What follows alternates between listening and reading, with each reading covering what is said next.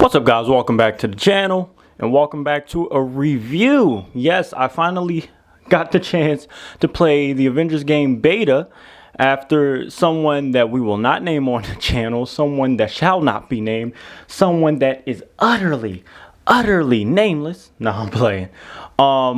Finally received the code so I can download the beta. And let me tell you something. As soon as I started playing that game, I knew that game was the one. And not just because it's an Avengers game, but because how interactive the game is. The story behind what I was able to play in the game, it was fun. There are a couple things about the game, yes, I do not like.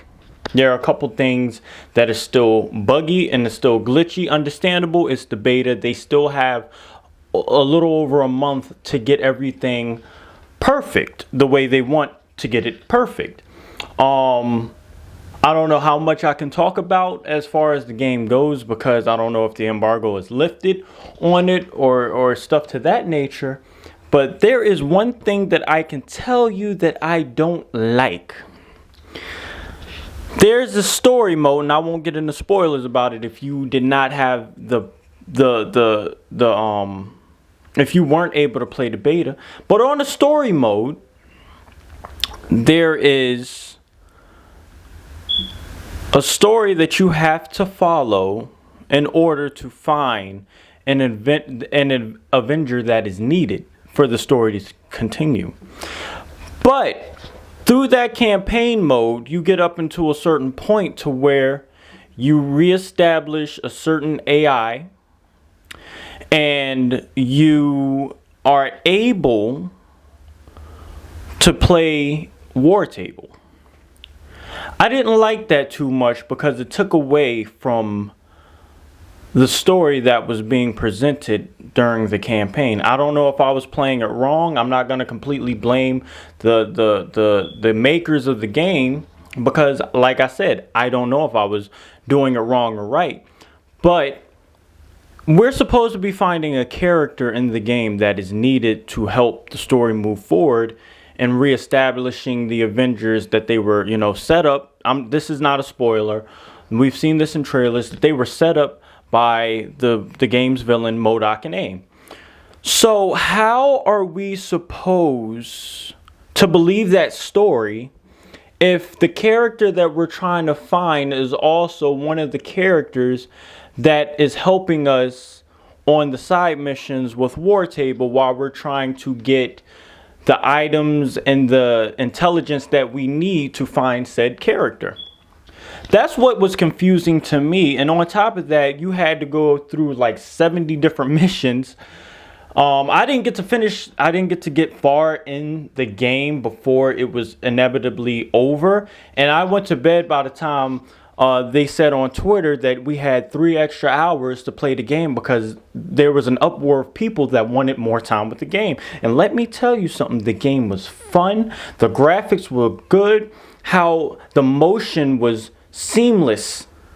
Most of the motions of the characters that were fighting were seamless and smooth. The game was fun and addictive. I played it for 9 hours straight and didn't even realize that I was playing it for 9 hours straight.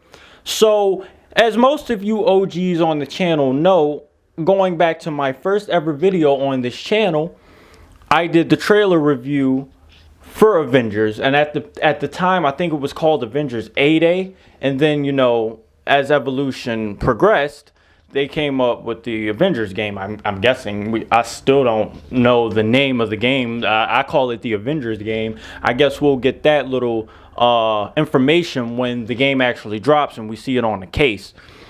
But I've been hyping this game up for over a year on this channel, and it's been out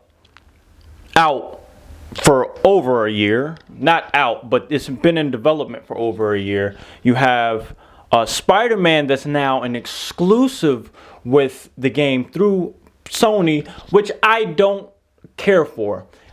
I understand that for some reason it's like Android and iPhone. You have this turf war with game systems, Xbox, which is Microsoft, a Sony, which is PS4 and 5 that's coming out. But I don't particularly agree with Sony doing it to where Spider-Man is an exclusive to just their platform. You have people that can afford to have both systems that would love to play as Spider-Man, but won't be able to because it's a Sony exclusive. I mean, I have a PS4 and I am getting a PS5 like I said in other videos. When that information comes out, I'm pre-ordering it immediately. I do plan on getting an Xbox because there are a lot of games that come with Microsoft that doesn't particularly come with Sony. So, you know, I don't understand that whole, it's a game system. You're able to play games. Sony for me is a little easier to navigate through than Microsoft. I have a Microsoft Omen Windows laptop, a gaming performance laptop, but I do that because I have that because it helps me edit the videos in like the best quality that I can edit them in, and that's what I could afford. The laptop was over $1,000, but at the time when I first started this channel, it was the best thing that I could you know, invest in. And then I have a Sony PlayStation, which at the time I wanted to really play God of War because I didn't get to play God of War, and it's again a Sony exclusive. So, you know, that came with that territory. But I don't agree with them just making Spider-Man an exclusive for their platform. You have other people out there that want to play as Spider-Man. I think you should leave the game for the Avengers, just the OG Avengers, and then you lead up. Make a story with it. Do the Avengers, then do another Spider-Man game, and then lead up to a game where they come together and fight like a world-ending threat like Galactus, Thanos, Ultron, Nightmare, stuff like that. That can inevitably end the planet. You know, catastrophe. Just, you know, Atlantis wants to come and take over. Do stuff like that. You have other worlds in this universe that could pose as a world-ending threat that you can introduce Spider-Man in that way. Don't just weave him into the game. Just throw him into the game for fan service. Make a story out of it. I think the fans will respect you more if you announce that yes, he will come in a later game, but we're going to do a story like this, like that, and like that to lead up to that pivotal role that he's going to play in. You're doing this for fan service, and then you're not even servicing all of the fans that want to play as Spider-Man. There was so much backlash with that. Then you had Hawkeye announced.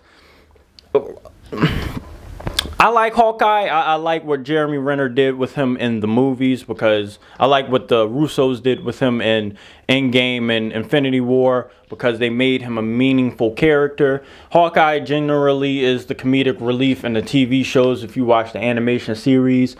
But for me, Hawkeye really doesn't, you know, not like Black Widow where she's an important character in the role, but you know, Hawkeye's in the game.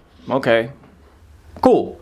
You know, he is one of the original OGs with the Avengers. He worked for S.H.I.E.L.D. He was originally a spy and assassin. Okay, that may be a good role to play as him in the game because you can go on undercover missions and do all of this and do all of that. Cool.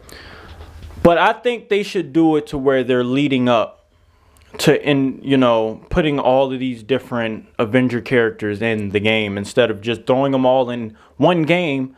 You see, what I think they're going to do with this game is it's going to be one of those games where we won't get another game like this for a long time. So they're just going to do a lot of the downloadable content, a lot of new, you know, they're gonna expand on the open world, just like Grand Theft Auto 5. They're gonna do all of this downloadable stuff. So they won't have to worry about putting out a game for years to come. Cool, I guess, but you hype this game up. You hype this game up. You hype this game up for years. You hype this game up. And then you pull something like that to where not even all of the characters are going to be exclusive for everyone. Not just exclusive for people with Sony. And I have Sony. I have a PS4.